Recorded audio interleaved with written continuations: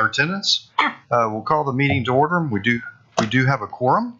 We'll declare the meeting open. I'm going to ask Councilmember Justin Dobbs if he'll lead us in the pledge and invocation, please, sir.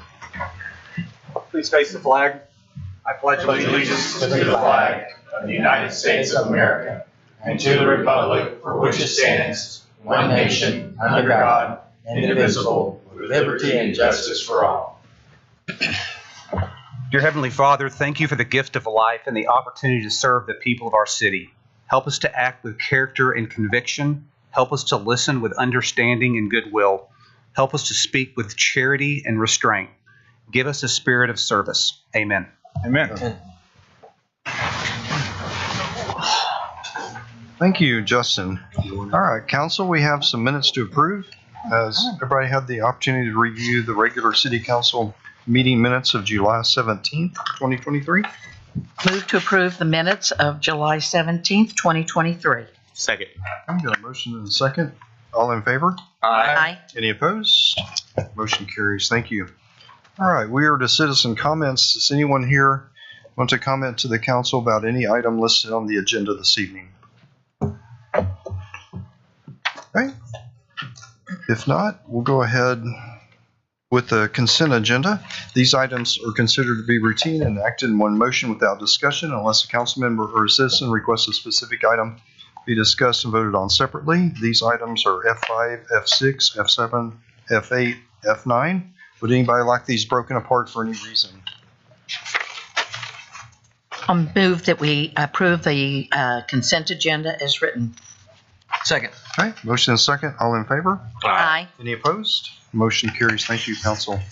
All right, we have the double asterisk items tonight. These items are considered to be routine and will be enacted in one motion subject to the staff review letter without discussion unless a council member or citizen requests a specific item be discussed and voted on separately. These items that are subject to the staff review letter includes G5, G6, G7, G8, G9, G10, G11, and G12. Would anybody like these broken apart for any reason?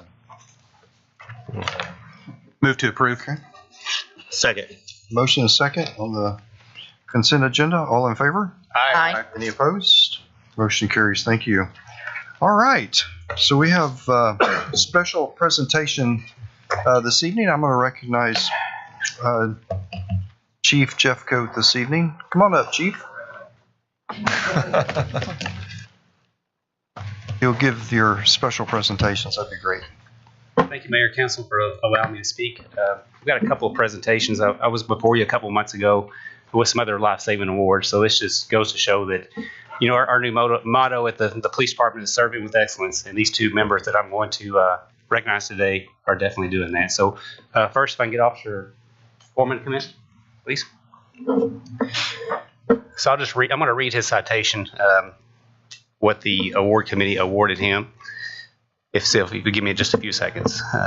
On June 9th, 2023, Sherman PD's Communications Center received a call from a citizen stating a motorcycle had crashed into a pickup truck in the 3200 block of South Heritage Parkway. The caller advised that the motorcyclist did have severe injuries to his leg. Officer Foreman arrived on the scene and discovered a life-threatening injury to the motorcyclist's leg. Mr. James King, the motorcyclist, had his left leg severely injured from the knee down and was bleeding profusely. Without hesitation, Officer Foreman swiftly assessed the injury and took immediate action by placing a tourniquet on Mr. King's left thigh to control the bleeding. Mr. King was taken to the medical city via Care Flight, where he underwent surgery and ultimately lost his left leg. But the Sherman Fire Department and Care Flight medics advised that Officer Foreman skillfully employed life-saving techniques, showed an unwavering commitment to preserving life, which played a pivotal role in stabilizing Mr. King's condition and ensuring his survival. This selfless and professionalism exhibited by Officer Foreman during this critical incident are a testament to his outstanding character and a dedication to public service. His actions reflected great credit upon himself and upheld the highest traditions of the Sherman Police Department and the Patrol Division. He is subsequently awarded the Life Saving Award.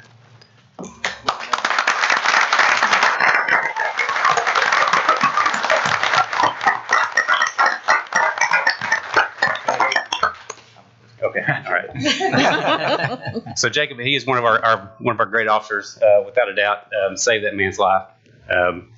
Unfortunately, we've had several accidents on 75 and the 1417 recently, and this is like the fourth or fifth one where they've had a traumatic injury below the waist. So we're grateful that we have that program in place where we're able to utilize tourniquets, which is definitely a life-saving effort.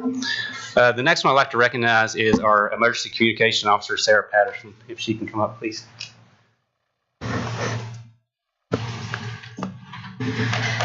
And you have to forgive me, whoever writes these, they write a lot of stuff. So Sarah's been with us for a long time. How long have you been here? 16 years. 16 years.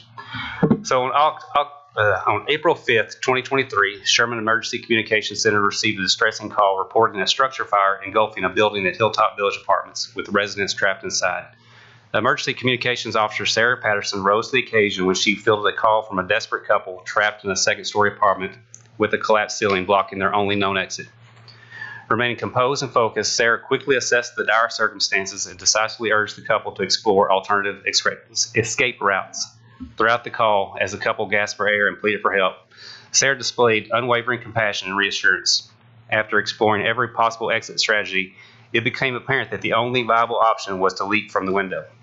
Sarah's expertise in communication shone through as she employed skill, language, and tactful persuasion to encourage the couple to leap from the window to escape the fire-ravaged apartment.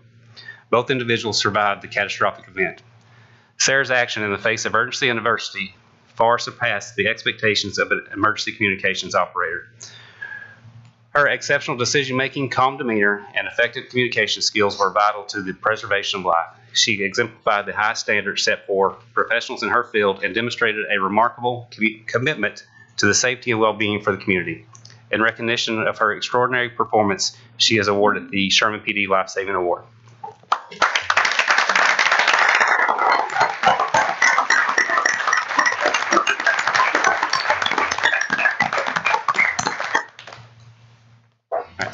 Thank you, Mayor. Council. Thank you. That's great. Remarkable. Thank you. All right. At this time, we'll open public hearing. Linda, if you'll read E1 for us, please. An ordinance of the City Council of the City of Sherman adopting a budget and providing for the appropriation of funds for operating and capital expenditures for the fiscal year beginning October 1, 2023 and ending September 30th, 2024. Declaring that this budget will raise more total property taxes than last year's budget by $5,849,000 and 27%, and of that amount, $1,492,000 is tax revenue to be raised from new property added to the tax roll this year. Okay. Thank you, Linda. Mary? Yes, the charter requires the city to hold a public hearing on the proposed budget. The budget is unchanged from the budget that you saw in July, except for the addition of the 1% additional cost of living adjustment for the non-sworn employees. The budget contains about $172.6 million in appropriations. The next action is a second public hearing on August 21st and a council vote at that same meeting. Okay. Hey, Mary. Since we're going to have some known absences at the August 21st meeting, can we do that on the September 5th meeting? We would have to renotice it, but I don't think that's a problem, is it, Ryan, that you know of? Okay. Because I know we're going to have two known absences on that meeting, and I'd like everybody to be here for that if possible. Is there anyone that they know are going to be gone on the September 5th meeting? Unknown? Okay. Okay. I would just suggest. Does that need to be part of the motion, Ryan? Okay. When we get there. Okay. Very good. All right. Is anyone here to speak on this item this evening? All right. If not, Linda, if you'll read E2 and 3 together, please. Ordinance 6620, an ordinance of the City Council of the City of Sherman amending Sherman's zoning ordinance Code of Ordinances, Chapter 14, to rezone attractive land consisting of 26.598 acres in the Preston Kitchen Survey, abstract number 667, City of Sherman, Grayson County, Texas, located in the 2400 to 2500 blocks of Southeast Street, heretofore zoned RA Residential Agricultural District, rezoning and placing the tract in the R5 Single Family Residential District. Ordinance 6621. An ordinance of the City Council of the City of Sherman amending Sherman's zoning ordinance Code of Ordinances Chapter 14 to rezone a tract of land consisting of 49.496 acres in the Preston Kitchen Survey, abstract number 667, City of Sherman, Grayson County, Texas, located in the 300 to 400 blocks of East Sherman Street, heretofore zoned RA Residential Agricultural District, rezoning and placing the tract in the R5 Single Family Residential District. Thank you, Linda. Rob?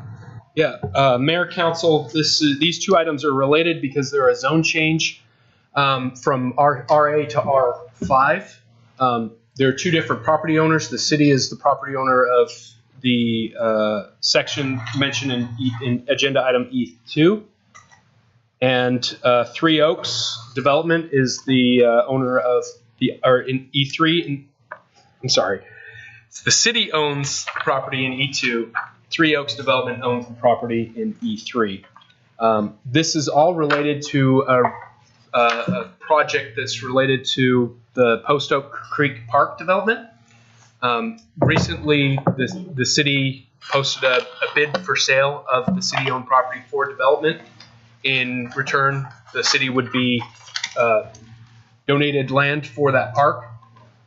So that's what these two items are related to, a request to rezone it to R5.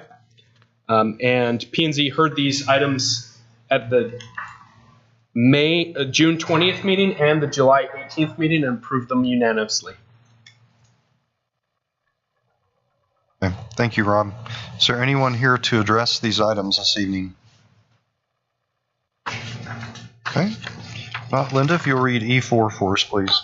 Ordinance 6622, an ordinance of the City Council of the City of Sherman amending Sherman's zoning ordinance, Code of Ordinances, Chapter 14, and granting a specific use permit to allow a mini warehouse in the C1 Retail Business District, FM 1417 Overlay District, located at 1300 South FM 1417 Heritage Parkway, consisting of 4.9167 acres, being all of lots 2, 3, 4, 5, and 6, Block 6, Heritage Farms Estates, City of Sherman, Grayson County, Texas.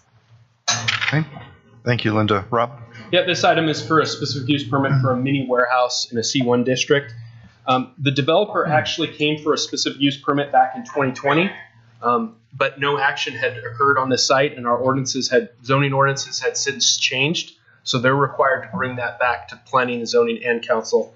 Planning and Zoning heard the item on June 18th and approved it 6-0. Okay. Thank you, Rob. Is there anyone here to address this item this evening? Okay. Linda, if you'll read E5 for us, please. Ordinance 6623, an ordinance of the City Council of the City of Sherman amending Sherman's zoning ordinance, Code of Ordinances, Chapter 14, to rezone a tract of land consisting of 67.891 acres, being a part of S. Inman Survey, abstract number 621, City of Sherman, Grayson County, Texas, located in the 2800 block of Blue Flame Road, heretofore zoned R6 Single Family Residential District zoning classification. Thank you, Linda. Rob? Yeah, this item is a request to rezone from an R6 district to an R5 district.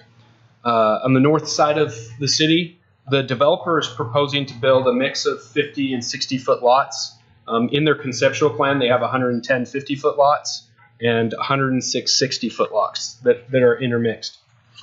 Planning and Zoning heard this item on July 18th and voted 6-0 to approve.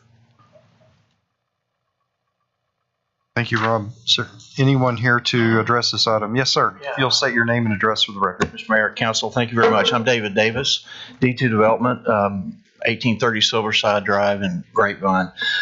Since I'm new to town, I wanted to introduce myself. This is our first project here. We love this town. And if there's any questions at all about what we're trying to do, I'd love to be able to answer them for you. Okay. Thank you very much. Anyone else? Okay. Linda, if you'll read E6 for us, please. Ordinance 6624, an ordinance of the City Council of the City of Sherman amending Sherman's zoning ordinance, Code of Ordinances, Chapter 14, to rezone a tract of land consisting of 0.482 acres, being in the G.W. Bonds 3rd Edition, Lot 1, Lots 2, 3, and 4, City of Sherman, Grayson County, Texas, located at 516 through 518 East Cherry Street, heretofore zoned R6 Single Family Residential District, rezoning and placing the tract in the M2 General Commercial District zoning classification. Okay. Thank you, Linda. Rob? Yeah, this is a rezoning from M2 to a C2 district. The property owner would like to run their commercial business out of this location. Planning and Zoning heard this item and voted at the July 18th meeting and voted 6-0 to approve. All right. Thank you, Rob. Is there anyone here to address this item this evening? Okay. If not, Linda, if you'll read E7 for us, please. Ordinance 6625, an ordinance of the City Council of the City of Sherman amending Sherman's zoning ordinance Code of Ordinances, Chapter 14, to rezone a tract of land consisting of 29.278 acres contained in Tract 1, being in the J.B. McInerney Survey, Abstract Number 763, City of Sherman, Grayson County, Texas, located in the 2700 to 3100 blocks of North Travis Street, heretofore zoned an R6 single-family residential district, rezoning and placing the tract in the R4 single-family residential district classification. Okay. Thank you, Linda. Rob? This item is for rezoning from R6 to R4. R4 is 40-foot minimum, 40-foot lots. The developer is proposing to build 149 of these 40-foot lots. Just a reminder, anytime a zoning district is reclassified as R4 or R5, they're required to provide 10% of the area as open space. So that's something that this developer would be required to do, as the other ones that were rezoned to R5 earlier that are recommended for R5. Planning and Zoning heard this item and voted to approve it 6-0. Okay. Thank you, Rob. Is there anyone here to address this item this evening? Okay. If not, Linda, if you'll read E8 for us, please. Ordinance 6626, an ordinance of the City Council of the City of Sherman, amending Sherman's zoning ordinance Code of Ordinances, Chapter 14, to rezone a tract of land consisting of 2.993 acres, being in the J.B. McInerney Survey, Abstract Number 763, City of Sherman, Grayson County, Texas, located in the 700 block of North FM 1417 Heritage Parkway, heretofore zoned C1 Retail Business District, rezoning and placing the tract in the CN Neighborhood Commercial District zoning classification. Okay. Thank you, Linda. Rob? Yeah, the developer in this area would like to rezone to neighborhood commercial. The benefits of that is they get some lesser setbacks from residential, but they also get some reductions in what uses they can have. So that's constrained a little bit, but they would like that changed so that they can have less setbacks to develop that property. Planning and Zoning heard the item, voted 6-0 to approve. Okay. Thank you, Rob. Is there anyone here to address this item this evening?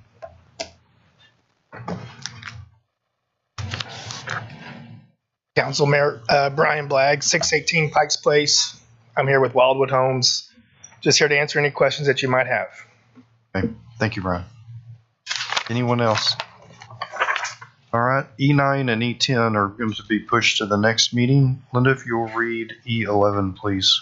Ordinance 6629, an ordinance of the City Council of the City of Sherman reappointing a presiding municipal court of record judge and an alternate municipal court of record judge for the City of Sherman, Grayson County, Texas. Okay, thank you. Mary? Yes, reappointment of the municipal court judges is required biennially every other year in odd-numbered years. This ordinance reappoints Judge Scott Smith as the presiding judge and Holly Fox as the alternate judge as she presides over our civil court. Okay. Thank you, Mary. Is there anyone here to address this item this evening?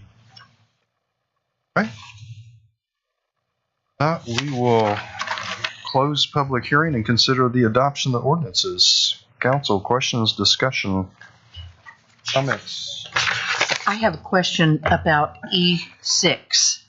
Okay. And that is with the rezoning here to, to general commercial, are they making something or building?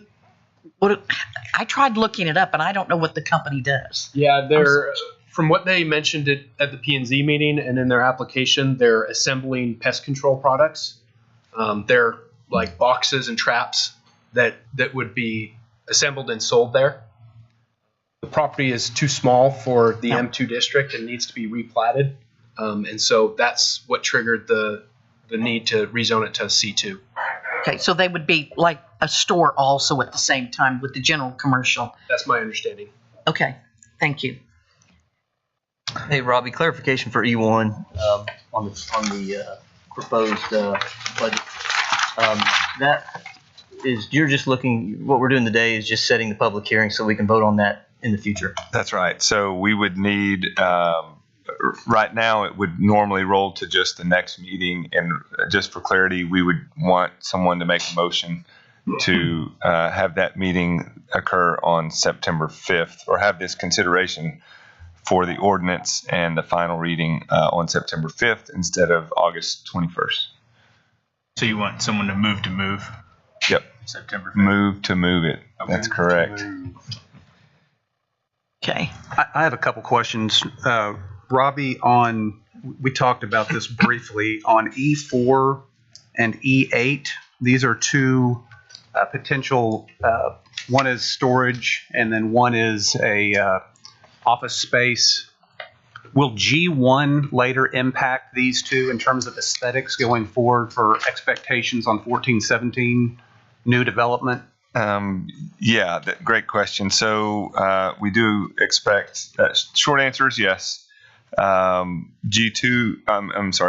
is going to be a presentation about our asking your permission authorization to engage HAF to do more work on our subdivision ordinance to bring it back, and other work on aesthetics and green space and a tree ordinance and other aesthetic things. So we believe that the result of that work that they do is going to impact things like you see here, not just on 1417, but since 1417 is a key corridor for us, we do want to be mindful of what that corridor looks like, and both from a greenscape and the types of businesses that are approved to be there. So yes, it will. And if you want to give some direction to staff to then give to P&Z about what you'd like to see, or just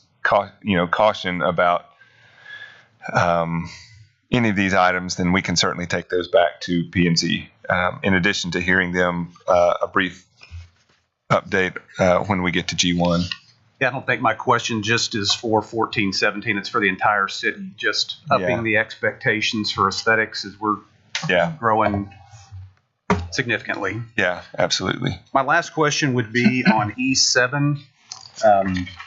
So we're going from R6 to R4. I don't think there's anyone here to speak to this, but there's two, if I'm not mistaken, oil refineries at either end of the property. That's going to limit what can be developed in there? And does that take into consideration, I'm assuming here, someone said a 200-foot distance from tell me a little bit more about the. Yeah, and the developer has had to replan or re-engineer their site because of those oil wells that are located throughout the property. So they are not including any of the buildings or future home sites within 200 feet of the oil well. Okay. We don't have any specific ordinances in regulating that distance. We just follow the International Fire Code for what that minimum distance would be. We've adopted the International Fire Code, right? So by extension, we enforce that in our by practice as well. And short of those being on here, their ability to put more than 149 lots, it'd be a lot more than that. Had they not had this 200-foot requirement. Yep. And would it be fair to say they chose the 40-foot lot for this development because of the density and not being able to fit that many 60-foot homes because of the 200-foot radius around the pump jacks? Yeah, that's possible that they would make that decision because of that. Yeah. And they also have to include the 10% open space in addition. So whether that means improving the areas around the oil well that are developer. Yes, there we go. Okay, come on up. Shed some light on it. Yeah. I'm Ben McKay, 1909 Marine Corps, Edmond, Oklahoma. So you're exactly right. That's the reason why we chose to go with the 40-foot lot lines, is when we tried to lay out 60-foot lot lines and then be 200 foot away, I think we only got like 53 lots on 30 some odd acres. And so by doing that, it allowed us to get some more density and get a feasible number of units there. Okay. The only reason I asked that question, I appreciate it, is I know density is important for developers, but from a Sherman standpoint, we're also having to kind of protect what we have. And we know it's more profitable for developers to put more houses in 40-foot lots, but I'm going to start digging in a little bit more on R6 to R4 and whatnot, because I just think we understand it's much more profitable to you, but it's not always in the best interest of the city. But in this case, with the oil issues, I think R4 does make sense, but I was ready to dig in had those not been there. And I'm happy to send you, we've got kind of a site plan that we've been working through as well, just to see what that would look like, that I'd be happy to send over as well. Thank you. Is the green space, sorry, go ahead. Is the green space on this project is it in the 200-foot buffer, or is it? Some of it is, yes. Yeah. My question was, is there a fence or anything that goes around these pumps? Yes. Yes, sir. We'll do a privacy fence around them. Trees or anything like that, just to hide them? Say that again? Any trees or anything to hide them? We didn't have that in there, but that was the purpose of the privacy fence, was to try to do some of that.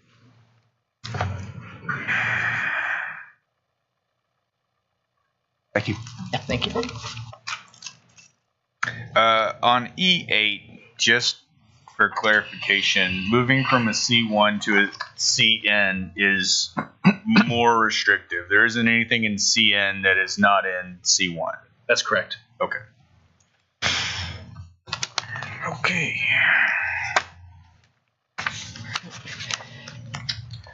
Okay. All right, let's start taking these things. All right. We're ready. Let's take E1 by itself, since that one has some specifics to it. And I'll make a motion that we set a future date for the public hearing on September the 5th, so that we can take action on the proposed budget and tax rate. Yeah, I'll second. Okay, motion second. All in favor? Aye. Any opposed? Motion carries. Thank you, council. If there's no further questions, I would move to approve E2, E3, E4, E5, E6, E7, E8, E11 as written. Second? Okay, motion second. All in favor? Aye. Any opposed? Motion carries. Thank you. Pick them all up there. Yeah, except for the two we pushed. Yep. All right. Very good. Thank you. Thank you for coming. All right. Linda, if you'll read F1 for us, please. Resolution 7109, a resolution of the City Council of the City of Sherman determining a public necessity to acquire by eminent domain certain property interest for public use, including permanent water easement and temporary construction easement for the construction, expansion, access, repair, and maintenance of public water and other utility improvements, consisting of 2 tracts of land comprising more or less 1.953 acres permanent water easement and more or less 1.6956 acres for a temporary construction easement owned by Nuo Yang, recorded under volume 5411, page 544 of the official public records of Grayson County, Texas, within the Pleasant Thompson Survey, abstract number 1208, City of Sherman, Grayson County, Texas, as deemed necessary by the city manager or his designee, giving notice of an official determination to acquire the permanent water easement and temporary construction easement for public use by eminent domain for such uses, authorizing the city manager of the City of Sherman, Texas, to establish procedures for acquiring the easements, offering to acquire the easements voluntarily from the landowner through the making of bona fide offers, appropriating funds. Okay. Thank you, Linda. Robbie, I'm going to toss these to you. Yep. So I'm pinch hitting for Clint tonight. So these are just 2 more properties that we are just we've made offers after we received the initial appraisals. Number one, we're far off, very far off, multiples of by about 4x of what's being offered as market value versus what they've said. And then secondly, they've kind of cut off communications that haven't been responsive of late. So this is our next step. And if we have to go to this, we'll continue to reach out to them to try to get something resolved. But in the case that we can't, we need this approval to take whatever steps necessary to acquire the property. Okay. Thank you, Robbie. Is there anyone here to speak on this item this evening? Okay. If not, council discussion, questions? I just want to, I know that this has been something that's come up recently quite a bit for the council, and I just want to make a comment that we're not in favor, I don't think most of the council is in favor of eminent domain. But we're running into a problem, and that is that with the rising value of property in Sherman, many people have a very high opinion of what their property value should be, above and beyond what is the appraised value. And there are certain things that we have to get done, like this water easement, so that we can take care of the TI plants and any place else that we need. So I just want to make the comment that we're not looking forward to doing eminent domain. But if your appraised property is $100,000 and you want $8 million for it, we can't give it to you. You know, I'm sorry. And so we just have to, sometimes they're going to have to rely on this. And so I just wanted to make my public feeling, this is, you know, we want you to do well, but this is not a windfall. So. And so, Robbie, and I know we've talked about this at length, and I'm not going to, everyone knows my opinion on eminent domain. But on both of these properties, same situation, way far outside the realm of what the current appraised value is. And yeah, about 4.5 times. Yeah, on F1 on both. and These are same owner, 2 different tracks. Yeah. Both of the tracks are south of 56. And this is ETJ property on the road frontage on Riddles. Correct. Yeah. Okay. Yep. And there's specific language as well that's needed. That I guess somebody has. Well, I'm just wondering time make is sure right. anybody else have Yeah, do we have any other questions or comments, council? If not, I move that the City Council of the City of Sherman authorize the use of the power of eminent domain to acquire 2 tracts of land comprising plus or minus 1.953 acres and a plus or minus 1.6956 acres as described in Exhibit A to the resolution for permanent water easement and temporary construction easement. And that's for F1. Mm-hmm. Right. That is for F1, Resolution 7109. F1, okay. Okay. So we want to vote on, so We need a I'll second. second the motion. Okay, we've got a second. All in favor? Aye. Any opposed? Motion carries. Thank you. All right, Linda, if you'll read F2 for us, please. Resolution 7110, a resolution of the City Council of the City of Sherman determining a public necessity to acquire by eminent domain certain property interests for public use, including permanent water easement and temporary construction easement for the construction, expansion, access, repair, and maintenance of public water and other utility improvements, consisting of 2 tracts of land comprising more or less 1.697 acres permanent water easement and more or less 1.508 acres for a temporary construction easement, owned by Nuo Yang, recorded under volume 5409, page 210 of the official public records of Grayson County, Texas, within the William A. Deaver Survey, abstract number 347, extraterritorial jurisdiction of the City of Sherman, Grayson County, Texas, as deemed necessary by the city manager or his designee, giving notice of an official determination to acquire the permanent water easement and temporary construction easement for public use by eminent domain for such uses, authorizing the city manager of the City of Sherman, Texas, to establish procedures for acquiring the easements, offering to acquire the easements voluntarily from the landowner through the making of bona fide offers, appropriating funds. Thank you, Linda. Robbie, same. Yeah, same, exact same situation, just different tract a little further south. Same owner and everything. Very good. Is there anyone here to speak about this item this evening? Okay. If not, council, questions, comments, more discussion, motion? You ready to go? I would just like to make the comment to Ryan, if we could just keep these down to the 1,000th of an acre, I think that 10,000th of an acre might be, I'm no lawyer, but that seems to. Yeah, those are the product of surveys that a surveyor prepared based on the information that the engineering department provided. Yeah, Josh. For resolution number 7110, I move the City of Council of the City of Sherman authorize the use of the power of eminent domain to acquire 2 tracts of land comprising of plus or minus 1.697 acres and plus or minus 1.508 acres as described in Exhibit A to the resolution for a permanent water easement and temporary construction easement. Second. Motion and a second. All in favor? Aye. Any opposed? Motion carries. Thank you. Who was the second, please? Thank you. All right. Linda, if you'll read F3 for us, please. Resolution 7111, a resolution of the City Council of the City of Sherman establishing the Main Street Reimbursement Program and declaring the City of Sherman's eligibility and intention to participate in the program to promote economic development in certain areas of the city, in accordance with Chapter 380 of the Texas Local Government Code, prescribing eligibility guidelines and procedures for the program. All right. Thank you, Linda. Nate, good evening. Mr. Mayor, Council, wonderful to see you all tonight. Tonight is the culmination of about a year's worth of work. We kicked this off in late 2022 when Councilman Stevenson and I met with several groups of downtown business owners and kind of went over some of the struggles that they've been going through over the course of the last few years.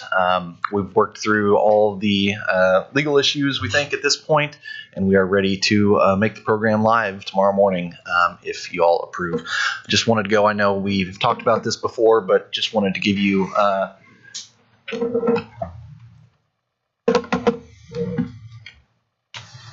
don't have any control. Just wanted to give you guys an idea of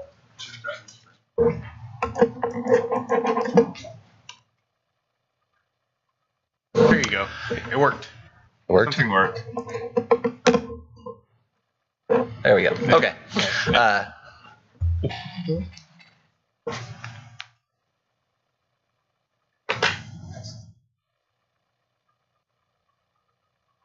So I know we've gone over a lot of these details before, but we did make some changes based on council feedback. So just wanted to quickly remind everybody on council what we're discussing, as well as for those in the audience. This is a program that is designed to inject several $100,000 into downtown Sherman over the course of the next few years and into perpetuity as long as future councils desire. This is a program that will reimburse sales taxes to businesses. So they generate the sales taxes, they pay us, and then at the end of every year, we give them that money back. This is open to both new and existing businesses, which is something that we thought was important to recognize kind of the extraordinary struggles that have befallen downtown and really of no fault of the downtown business owners themselves.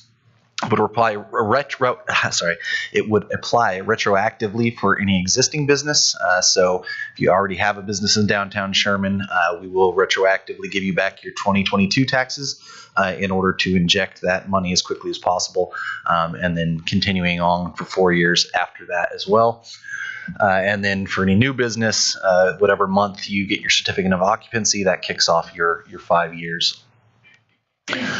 So I know you've seen this graph before, but I think it's important that we go over it again. So of your total purchase, of course, you're paying 8.25% in sales taxes. The state takes most of that for all the super important things that they're doing, and we get a meager 2%. The portion that we're talking about today is the 1% general sales tax fund. We don't want to mess with the money that SEDCO gets, or the street sales tax, or the sales tax in lieu of property taxes, which the council implemented several years ago. So just that blue bar on the right-hand side. So why are we doing this? Well, for new businesses, we know we want to make downtown Sherman the place to go if you are looking to open up a new restaurant or a new boutique or anything like that. We really want to concentrate those locally owned businesses in downtown. That was certainly something we heard from the citizens during the comprehensive master plan process, as well as from council. For existing businesses, I know you all know, but the last 2 years have really been difficult with the Kelly Square fire. Then, of course, with the highway being closed, it was supposed to open up a month ago, but if you've driven by recently, you'll see that that's definitely not going to happen anytime soon. And then just the issue with property valuations. Downtown Sherman has been hit especially hard. I know no one is happy with the appraisal district, but in downtown Sherman, you have some people paying 10x on their property taxes versus what they were just a few years ago. How much is this going to cost? Mary, if you just want to plug your ears for a minute, that'd be great. So we've run all the numbers on the existing businesses for 2022. That's really all we can do up to this point because we don't know who's going to sign up in the future. But based on those numbers, we think there's about $135,000 that is eligible for rebate tomorrow. And then that number would continue on for the next 4 years. as well as whatever we add to it through new businesses. So we would expect that costs would peak in 2026 as all those existing businesses drop off.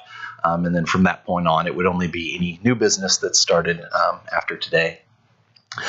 What is that going to look like actually for the businesses on the ground? Of the 39 businesses that generated sales taxes in 2022, 30 of them would get more than $1,000 a year back. 12 would get more than $4,000, and 3 would get more than $10,000 a year back for the next 5 years. And then why is 1% important? Well, when you're talking about 1%, it's 1% of gross sales. So a lot of times, especially with restaurants, your operating margins are between 3 and 5%. It's the amount that you're actually profiting versus the amount of money you're making. So if you're operating at 4% profits and we give you 1% back, we've essentially increased your profits by 25%.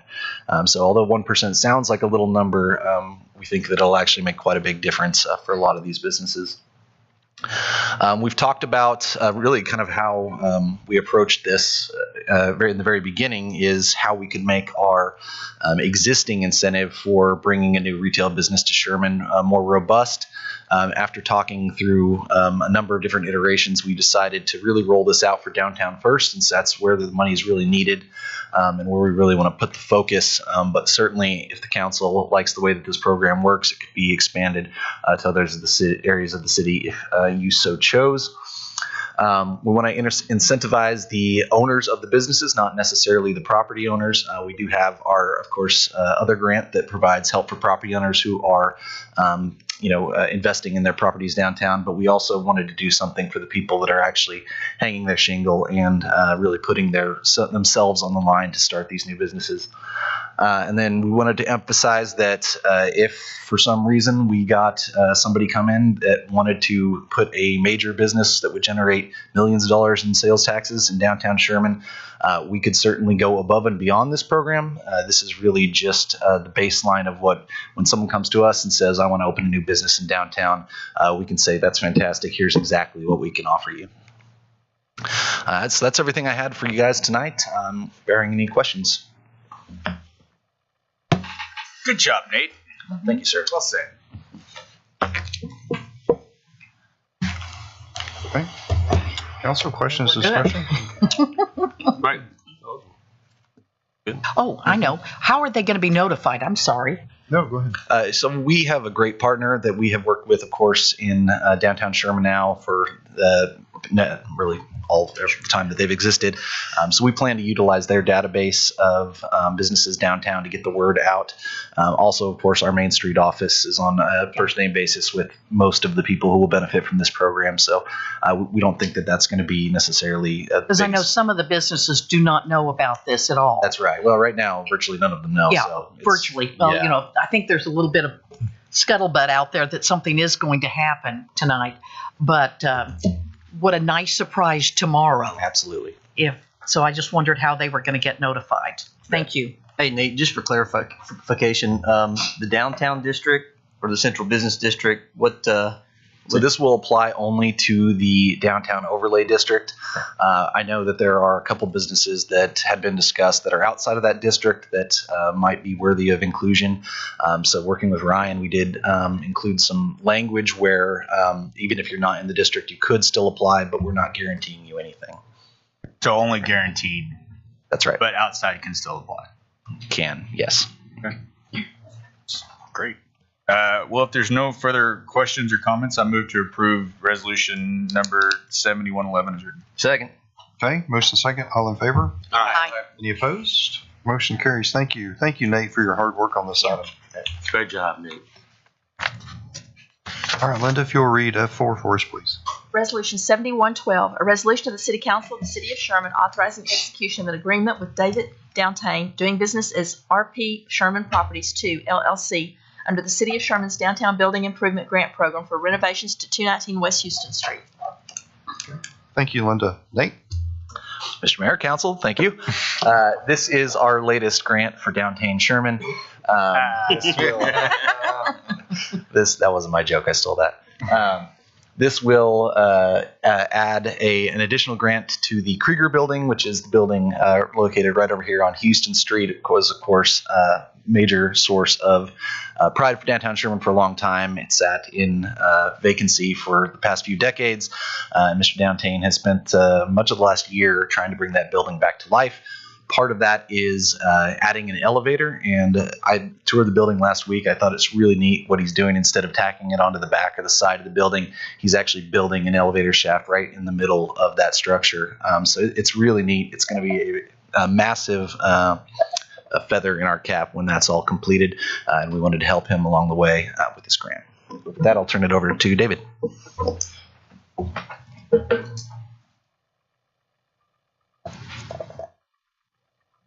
We should just get you your own chair, David.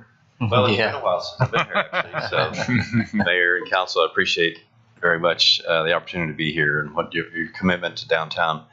And I applaud you for your previous decision about the 380 downtown incentive tax piece. I talked to several parties a week. Many of them are in the restaurant industry. Others are in retail. Our phones are ringing off the walls. So there's a lot of excitement for downtown Sherman. In this particular property, being two-story and being located adjacent or wrapped by city parking on two sides of the building, with its proximity to the square, it's a pretty stellar property. And so we decided that to really make the upstairs 8,000 square feet available on the same basis as the downstairs would be, same accessibility for handicap with the elevator. It just makes that second level be available, and that was our intention. That's the astronomical cost in doing so, especially retrofitting an elevator. So our budget is around $225,000 just for the elevator, which divide that by the 8,000 square feet upstairs, and it's a push, right? That's a stretch for us, but with your assistance, we can bring it to fruition, make it a reality, and help make this building that much more spectacular. But I appreciate your support. Thank you, David. Usually we have some pretty exciting pictures. This one, I must admit, is pretty boring. So I should have brought some real life pictures of what's going on. But would love to come here some evening during the open forum and share a little bit of what we're doing on some updates with the things you've already approved. Well, I tell you, I like the project. It's, I get more comments about the accessibility for folks in wheelchairs that need elevators in downtown. Not than anything else, but I get a lot of comments about that. And so it's nice to see a new elevator going into a building that is being renovated. So, well, thank you. And even as a matter of convenience, a lot of these older structures, the first story has a super high ceiling, maybe 14 feet in this case. So most of the stairs are extremely steep. So even if you're not bound to a wheelchair, if you have any difficulty. So the upstairs originally was a very divided space. There's 27 rooms up there that used to be hotel rooms. And so it's really lends itself well to small spaces like family counseling or, different personal services. We have over 60% of the space leased to a tenant that's going to be doing spa related services, and we're excited about that. So their customer base will be able to have access, even elderly or whatever, anyone with challenges won't have to navigate the difficult stairs. Also, the steep stairs typically don't have a landing halfway down. So if you do start to take a spill, you're going down pretty significant slope. So we're excited about it and moving forward. Well, I know a lot of people in this property in particular are very excited to see something done with it. So I move to approve. Second. Motion and a second. All in favor? Aye. Any opposed? Motion carries. Thank you. Thank you. All right. This time we're going to receive a presentation from Half Associates on updates to the zoning and/or subdivision ordinances. Rob? Yes, Mayor, Council. I'd like to introduce Jordan Maddox with Half Associates. He'll be here to do a quick presentation. Quick. Yeah. Quick. Speedy. Before he gets into it, I just want to give a quick update on where we're at with Jordan and Half Associates. In June of this year, we Half Associates went under contract to help us update the subdivision ordinance. As part of that contract, they're also going to be helping us create a development guide. That development guide we're expecting a draft next month to help clarify and communicate the process for development in the city of Sherman. So we're working on that right now. One of the things that they're looking at is, and this is that fourth bullet up there, is plat approval authority. That one of the things we wanted to get some feedback on you tonight is talking about platting moving forward. If council wants to see final plats and replats in council meeting, we're not required from state law to take those to council, but they can be approved by P&Z. So something to think about and talk about. I'll make a motion no. Second. Third. Yeah, no. And then we've been getting a lot of calls and a lot of interest on tree preservation. And so we've asked Jordan to come here and give us a little primer on tree preservation. I will let you know that in our comprehensive plan that was adopted in October of last year, there is an action item in that strategy 2.2 subset sub F that says consider establishing a tree preservation ordinance. And that timeline for that was to be done in 0 to 2 years. So we're right in that sweet spot of considering a tree preservation ordinance.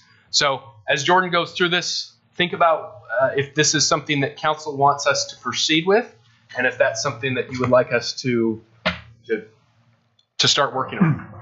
And on the plats and replats, you don't want to see those, right? Can we just see them? They don't have to be presented, but can they be included? Well, on the council, like today's council meeting, they're all on consent. And so you're already seeing them here. It's just we're trying to clean up. I mean, this would clean up, a page plus of our agenda. And now it's not taking any time necessarily because it's on consent. But if you take no action by matter of law, they become effective anyway. So it's really just because we've always done it that we're bringing it to you. But we're okay continuing to do that, and we're okay not. Leaving them on consent is fine. So, but we can't by state law deny any of these, right? I'll let our attorney.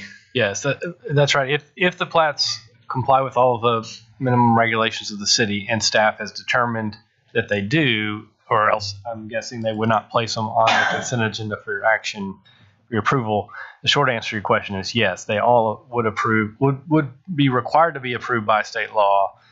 And so this is really a formality, a ministerial act of the council. I think one of the consequences of having plats come to council is that adds an additional up to 30 days to the developer, whereas they could just get it approved by P&Z or staff, and then that's it. If they have to then wait another 30 days for council to act, then that does add time to the developer. So a council member that's interested could watch the P&Z agendas and see all the plats. Right. Thank you. Even if a certain plat in particular came to a councilman's attention, it's like 2 + 2 = 4. You guys do the math. 2 + 2 = 4. Then you come to us and you say, "Hey, is 2 + 2 = 4?" And we say, "Yeah, it does." It seems like if we are impotent to change it, then why waste the time of putting it on here? It seems like a no-brainer to me. Is there something I'm missing, Rob? If it were me, I wouldn't have them on there, but I don't want to keep anything from you guys that you might want to see. I think it kind of gums up the process. It's more developer friendly to not have them, but I mean, waiting 30 days for me to check a box that I legally have to check anyway seems like right. I go back to my first motion. You haven't even gotten to your presentation. I started to say, let's let. Wow, sounds like we're good. Let's let Jordan present. Okay. Trees. Tell us about it. All right, I've got one. Trees. World trees. Tell us about our new strong tree ordinance. I'm in no hurry. Well, it's good to see you all again. We did the comprehensive plan, and we said we were going to get to work. So, with the help of your staff, we've been working on several things, as Rob mentioned. So, what I want to talk tonight is not about some of the other things that we're working on in the subdivision. We're kicking off tomorrow and really getting going on that. But just want to talk a little bit about trees. And trees was something that came up in our comprehensive plan process. I will keep it brief, but just taking a step back as to what kind of trees we have here today in North Texas. There's a lot of great hardwoods that are out there. As development continues to occur in Greenfields and Sherman, you are going to start to see some of those species threatened, some of which can be replanted, some of which are a little bit more native and harder to find to replace. So looking at Sherman's code today in the zoning ordinance, there is a landscape section. It does speak to trees. For both residential and commercial, there are planting requirements. So for residential, you're talking about a front yard tree. For commercial, you're looking at things like parking lots, a certain amount of trees to provide shade to a site. But it does not speak to any existing trees. So the current tree ordinance is about placing trees onto a site, not about addressing trees that are removed from a site. So there's a lot of different ways that cities go about this. There's no tree ordinance that comes off of a shelf and gets handed to every city.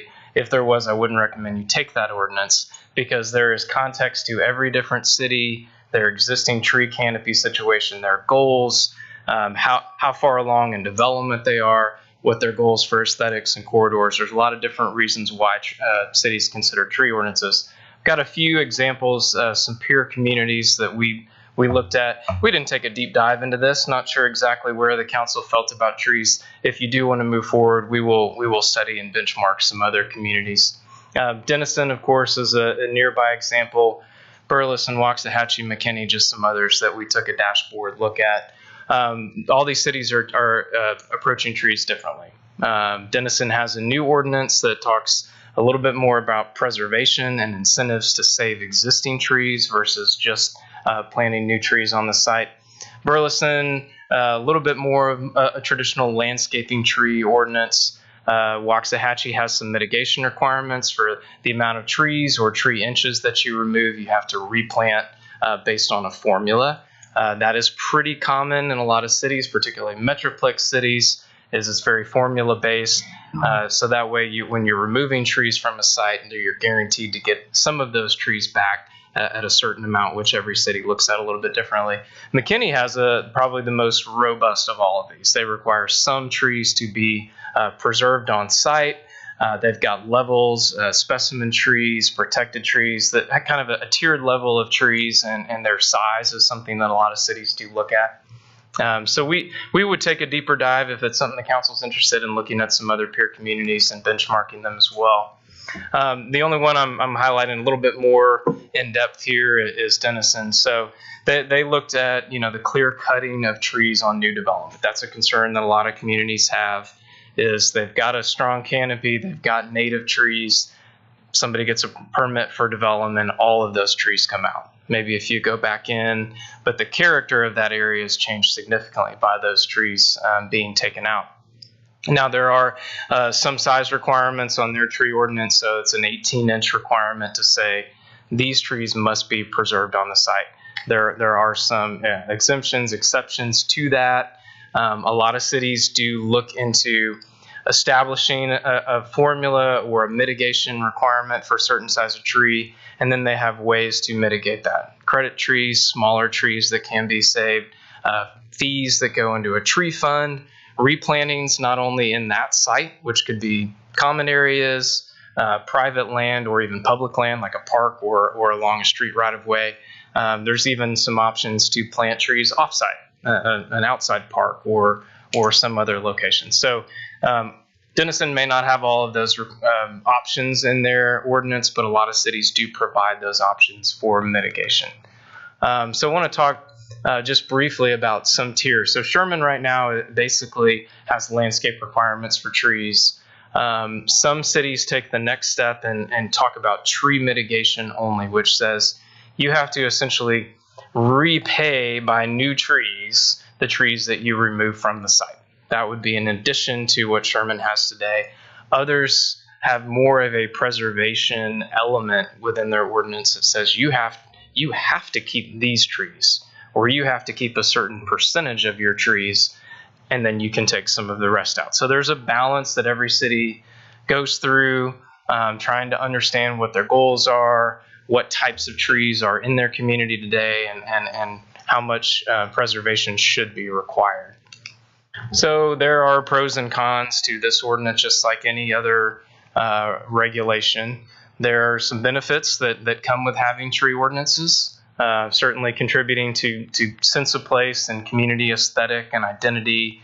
Not all cities have the same type of trees. You go to a community in South Texas, community in the Hill Country, West Texas, East Texas, everybody's going to have a different aesthetic and a different desire for, hey, this is what we look like, this is our identity, this is how we want to go about this preservation. Obviously, there's some ecological, environmental benefits, shade, seasonal interest, habitat, stormwater and soil stabilization, and then protection of property values, general aesthetic of the community, provides and enhances property value. There are definitely some cons and costs, particularly the development community. That's impact not just the cost of dealing with the ordinance and the time that it takes to get a tree survey, go through the site design consideration and the time that takes if there was a tree ordinance in place. But of course, the cost of replanting additional trees, paying to a tree fund, however that mechanism looked. There are impacts to the city staff, cost to review, either additional staff or additional expertise or consultant time to go through the review process for site design, and then less efficiency per acre. We're starting the subdivision regulations. You guys have talked about zoning and size of lots and how much density can be built within each zoning district. A preservation of trees or the need to plant more trees takes up a little bit more room. And so that's something that has to be weighed and balanced as far as the value of efficiency per acre, taking into account trees. So in order to start a process like this, we would recommend that a community answers some of these questions. It's something that a lot of communities start during the process of developing a tree or landscape ordinance. So we would recommend, if this is something the council's interested, obviously, of talking to impacted stakeholders and having a community discussion about where Sherman fits in. But identifying what is the issue, what are some of the challenges faced with trees today, what does a successful outcome look like? Is that ordinance something that's a little bit more of a regulatory hammer or more of an incentive carrot or some combination of both? Who's impacted? How do we address those impacts to those folks? And then what does the process look like? What is the balanced approach that we could bring to the process? So, Rob, you want to add anything to that? This is my last slide. No, just we have development review meetings every Thursday morning with prospective developers, and the two questions they always ask us at the beginning is, what are your impact fees, and do we need to do a tree survey? So that is a concern for developers. I'm not saying that that's something that should persuade council to do something different than that, or not. But those are two big items for developers when they come to develop. I did speak to, just in some preliminary research, I talked to a developer and asked, hey, what does it cost to do a tree survey? And one example that he gave was a 100-acre property was $60,000 for a tree survey. And that varies depending on the canopy of that subject property. So it's not just it's this X amount per acre. It depends on how many trees are out there now. So that's a variable cost that does get passed on to developers. I think trees are worth saving, and they should if we can, and if they can't, then it would be great if they were replaced. I've been getting a lot of calls about this, and really the citizens are upset that these developers come in, and we have some old growth green spaces around Sherman, and they are just taking them completely out. It's very sad to see. What was the caliper size that they limited? A couple of slides In Denison? back. Yeah. It's 18 inches. 18 inch? Okay. And we've seen those numbers all over the board from 18, 24, 26, 30, 36. There's a lot of different communities that just kind of identify it. It's a relatively arbitrary number. Some communities say, well, we want a certain canopy, or we know we have certain trees that are this size, but there's no citywide tree surveys occurring in most places. So typically it's an arbitrary number. I'm sure all of us have been getting phone calls because I can't believe that we're the only two. And our citizens are very upset about the scorched earth where the developer says, I've got permission to build on this land. And we're welcoming developers, but then they knock down every tree. They just bulldoze it and everything's gone. And it's changing. You know, we know that Sherman is changing, but we do have to maintain some of the areas with the older trees, native growth trees. I've had a number of calls about wanting native trees only. I didn't even know what a native tree was, I'll be honest, but I had seen it before this. I had actually looked it up. So I am very much in favor of us coming up with some kind of new ordinance. I believe the only thing we have now is that they have to plant 2 trees per lot, correct? Do I remember what you told me? For single-family residential. For a single-family residence. And a 2-inch tree, that's not very big. And, is there a requirement that they're even native to our area? Or they all just Bradford pears? There's a list of approved trees in our zoning ordinance currently. Is Bradford pear on Possibly.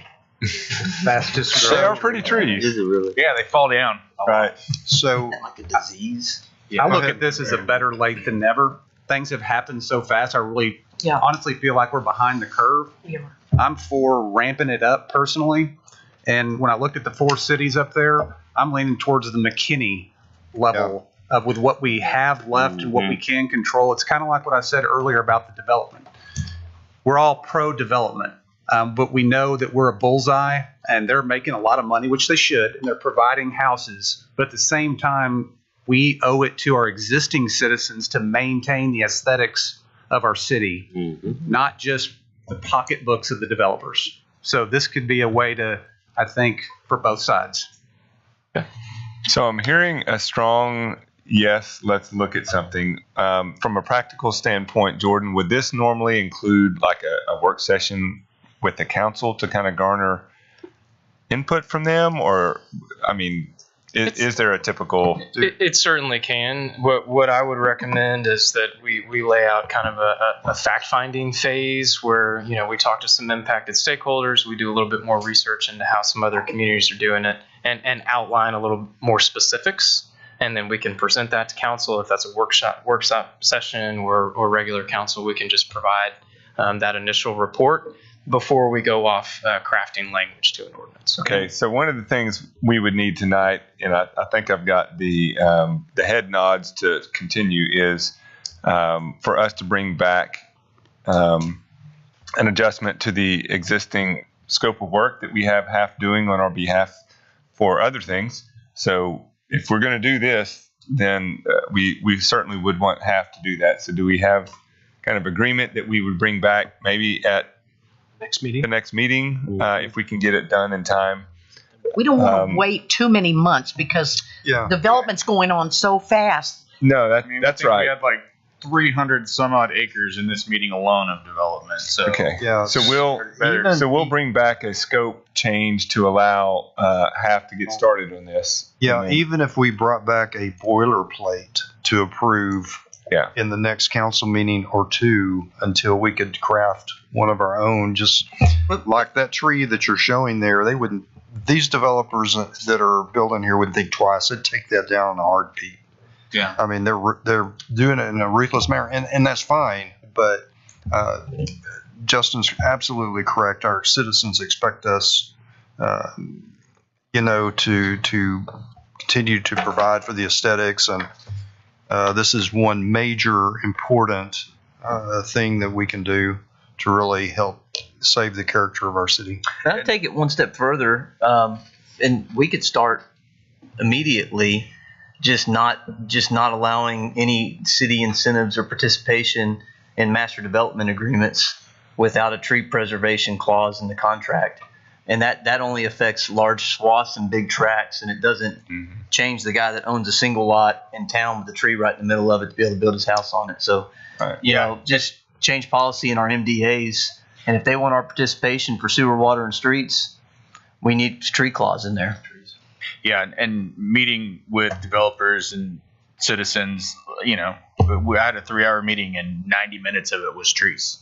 How are you going to save the trees? I'd like to see something that's more carrot than stick. And Jordan, you have lots of talents. I wouldn't mind hearing from an arborist, someone to actually give us, you know, the biological facts of what species are natural, what's important to keep.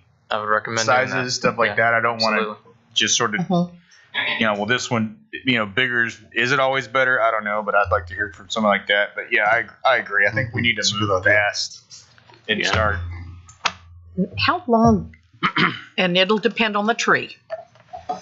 But if somebody, like we know, has totally, you know, scorched earth an area for development, and they're required to put two 2-inch trees in, how many decades is it going to take to get? I mean, you know, and again, I understand it's going to depend on which tree you put in, but we're not talking about it looking good again in 2 years. Yeah. We're talking 10 years, maybe, or so. So I'm in favor of looking at 30, bigger trees. yeah, sometimes a long time. Yeah, absolutely. So that'll all go into this. So is that all clear now? Yes. Yes. This is what we wanted to hear. So thank you for feedback and direction. I would also just add that we've gotten a lot of complaints, as you know, about the current development and clear cutting. One of the things is because we don't have the ordinance in place now, the current development isn't required to do any of this. And some of the citizens had asked, is there anything we can do about this right now? And my answer simply is just there's really nothing we can do to force the development that already has the rights in place to develop. So I just want to be clear on the expectation that this would only apply to any new development that would come in place, not the development that has current vested rights under the existing ordinance. Yeah, I get you.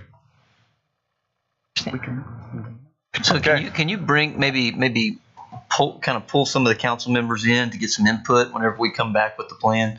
Rob, I know all of us are going to have different perspectives from different people, and maybe we can come together with some ideas or bring some stuff back to us that we can kind of shake around. At least look at the 4 that we had up there and kind of compare. Yeah, which one kind of fit what we need. I like the idea of getting a boilerplate something and slapping it on there, and then we can take our time to find out what's really going to work for us in particular. I think that's a good approach to move fast.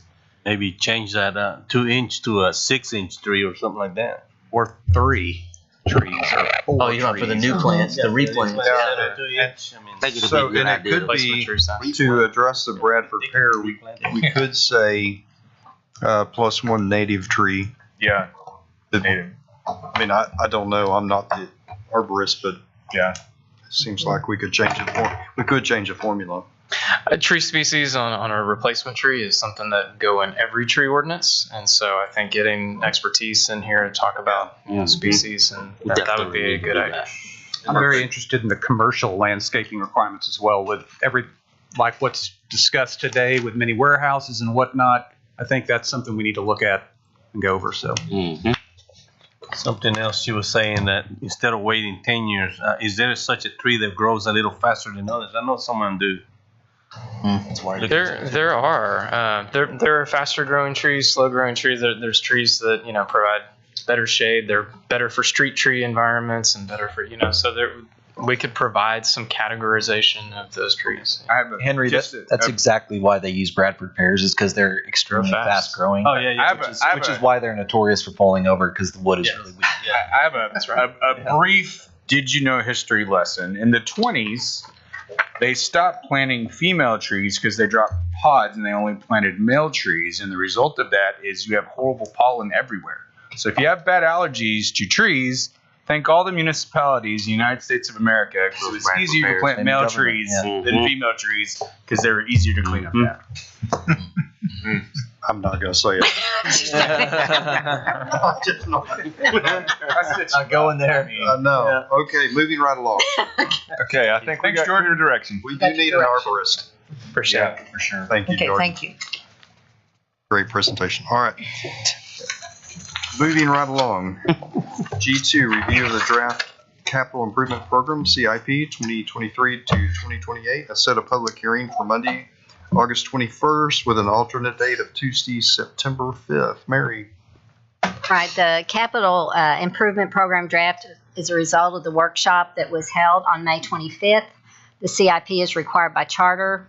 Approval of the program does not obligate the city to fund or implement any program, project, or plans, but it is a planning tool for the future. The projects in the first year of the plan are included in the draft budget that we discussed at the public hearing. I believe that we want the motion to be to set the public hearing for September 5th. Is that right, Robbie? Yep. Okay. Thank you, Mary. Council, questions, comments, motion on this item?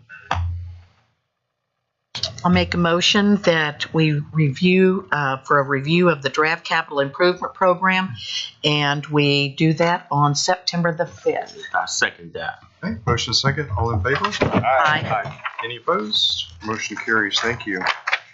G3, record vote on proposal to consider tax increase. Mary? By August 7th, the city is required to submit the notice about tax rates to the council. The proposed rate is 0.508 of per $100 of remuneration, which funds the city's operation and debt service. The council, and this will be a little confusing, but this is the tax code. The council must vote on the proposal to consider a tax increase. And so a tax increase is considered any time the proposed rate is greater than the no new revenue rate. This does not obligate a council member to vote yes or no on the tax rate. What it does is it gives us the required vote for our notice of public hearing posting on the tax increase. So all the posting will say these members voted for the proposal to consider a tax increase. So after this vote, the next action will be the public hearing and vote on September 5th on the tax rate.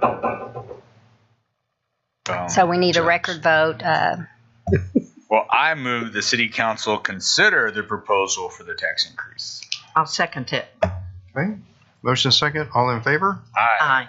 Any opposed? Nay. Motion carries. Thank you. I didn't want to consider it. You don't want to think about it? Well, I don't even want to consider it. You didn't give me a chance, man.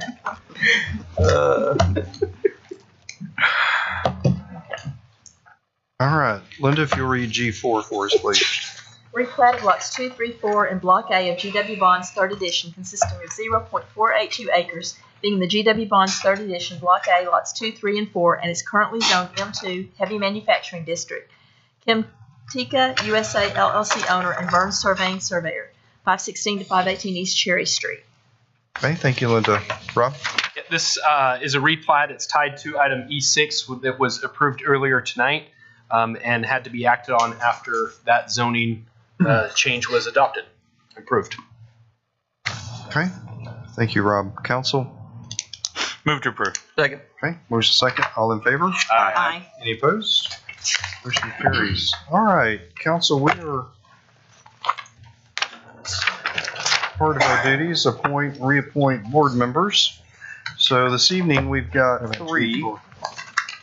Main Street Advisory Board. Never mind. Yep. Okay. Thanks for hanging in there, Steve. I move to reappoint Mr. David Downtown and appoint Stuart Holcomb to the Main Street Advisory Board. Second. Motion second. All in favor? Aye. Any opposed? Motion carries. Thank you. All right, council, we've also got reappointment or new appointment to the Red River Groundwater Conservation Board of Directors. Motion on that? Mr. Mayor, I move that we reappoint Mark Gibson to the Red River Groundwater. Second that. Okay. Motion, a couple of seconds. All in favor? Aye. Any opposed? Motion carries. Thank you. All right. We've got one for the Planning and Zoning Commission. I move that we Approve. I move we reappoint Glenn Winterker to P&Z. Okay. I'll second that. Motion second. All in favor? Aye. Any opposed? Motion carries. Thank you. All right. We've got one for the Civil Service Commission.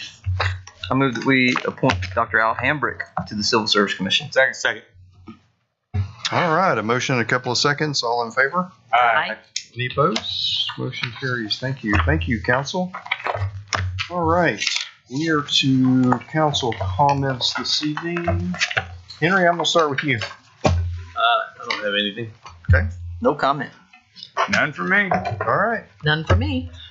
Great job from our police officers that stay out there and work all night, help save lives. It was a great thing today. Great award.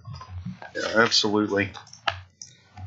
Yeah, thank you to Jacob Foreman, Sarah Patterson for what they've done. Also wanted to say I'm impressed with some of the work that we've done on major intersections in Sherman, long overdue. Just something that's some cleanup that's needed. I know TxDOT only twice a year cleaning up, but it looks good. And I already have comments from citizens saying thank y'all for getting that done. And I wanted to end on I'm very excited about Half Associates' upcoming work. I'm really looking forward to hearing that. All right, just a couple of announcements tonight. 3 actually. Sherman's 42nd Annual Arts Fest is fast approaching. The event will be held September 16th, beginning at 9 a.m. We expect a record number of vendors with music and activities for the whole family, so come out for that. Sherman Public Library will host an event for local kids to learn about falconry tomorrow, August 8th at 6:30 p.m. So if you're interested in falconry, please come out to the library at 6:30. Finally, tonight, Sherman Museum will be sponsoring a special event this Wednesday at 10 a.m. dedicated to dinosaurs and meteorites. So make plans to bring the family. All right. City Council will now hold a closed executive session pursuant to the Texas Open Meetings Act at Section 551.071 to receive legal advice regarding cement kilns. And item G1, presentation from Half Associates on updates to the zoning and/or subdivision ordinances at Section 551.074 and at Section 551.087 to discuss business prospects, hotel, and the village. So at 6:22, we will dismiss into executive session. Thank you for being here. Thanks for the hats. Just above and beyond.